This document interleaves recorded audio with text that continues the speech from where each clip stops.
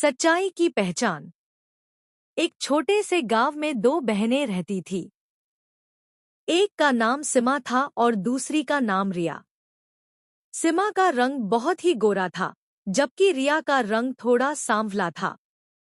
दोनों बहनें बचपन से ही बहुत प्यारी और एक दूसरे से सच्चा प्यार करती थी।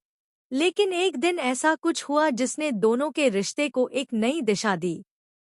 सिमा हमेशा अपनी गोरी त्वचा पर गर्व करती थी और रिया कभी-कभी अपनी सांवली त्वचा को लेकर शर्मिंदा होती थी।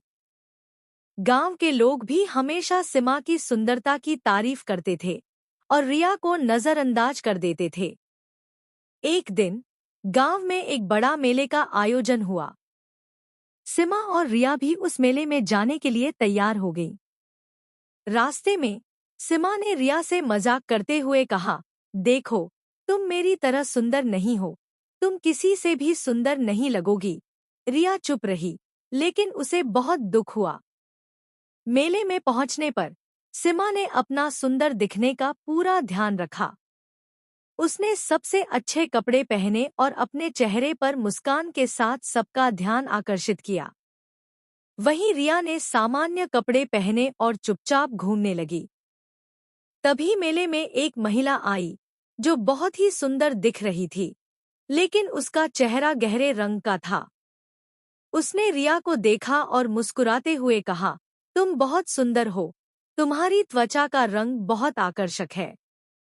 रिया थोड़ी चौंकी, लेकिन महिला की बातों ने उसका दिल छू लिया। फिर वह महिला सिमा के पास आई और कहने लगी, तुम्हारी सुंदरता तुम्हारे चेहरे से नहीं, बल्कि तुम्हारी आत्मा से होती है। याद रखना, बाहरी सुंदरता कभी भी स्थायी नहीं होती। रिया ने महसूस किया कि रंग या रूप से ज्यादा महत्वपूर्ण हमारी आत्मा और हमारी सच्चाई होती है।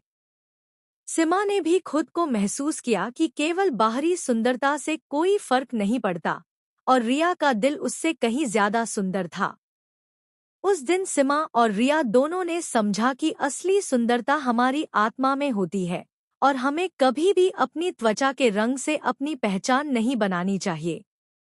सीख: सच्ची सुंदरता हमारे दिल और आत्मा में छिपी होती है, न कि हमारे रंग रूप में। This story emphasizes the moral that beauty is not defined by skin color, but by the kindness and goodness within.